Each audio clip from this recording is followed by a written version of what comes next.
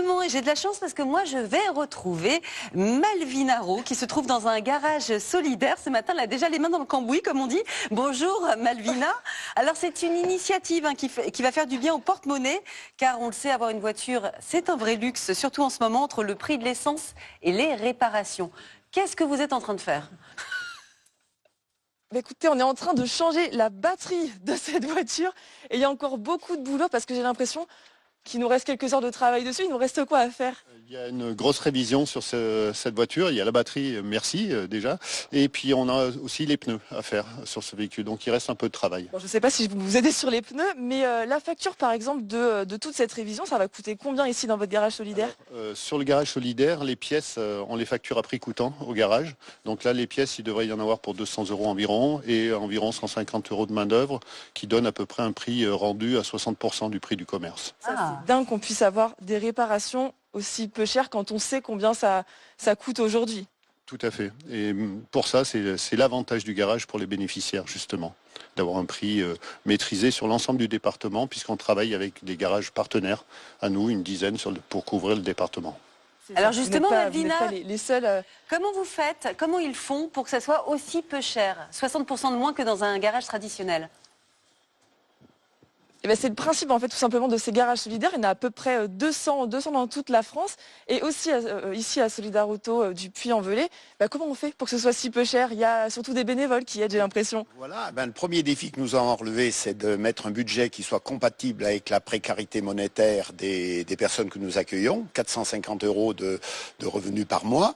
Les ingrédients, il y en a 5. 1 des bénévoles, 2 des dons d'entreprises ou de particuliers qui bénéficient d'un crédit d'impôt, un soutien considérable du Secours catholique et un appui alors aussi très important de la communauté d'agglomération, du département de la Haute-Loire et de la région. Et alors Gérard, en plus des réparations qu'on a vues là derrière avec Gilles, vous ne faites pas que ça ici, il y a aussi de la location et de la vente de voitures, ça c'est super important. Oui, parce qu'il faut trouver la solution dans l'urgence pour répondre aux besoins de la personne.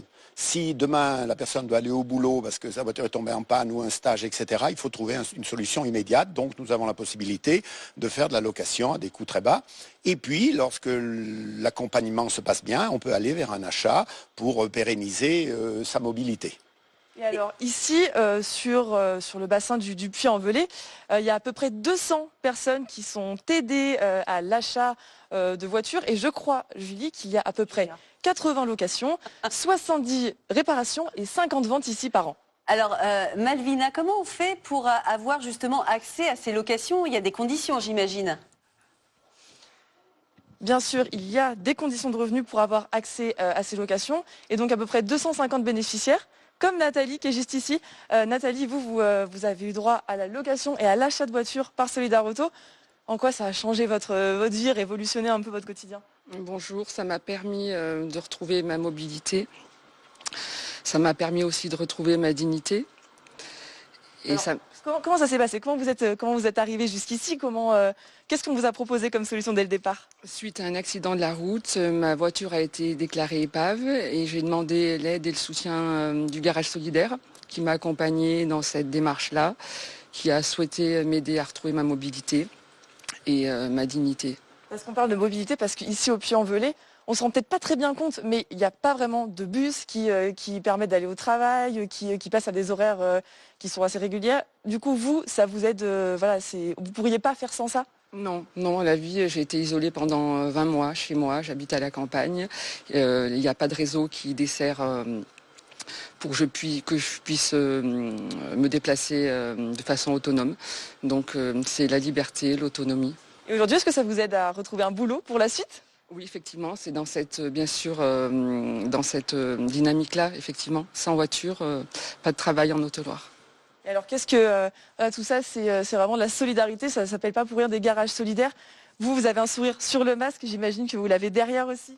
Oui, effectivement, c'est la liberté, la dignité, l'humanité que j'ai trouvée auprès du Secours catholique et du garage solidaire m'ont permis de me relever et puis d'avoir envie de me battre encore plus fort.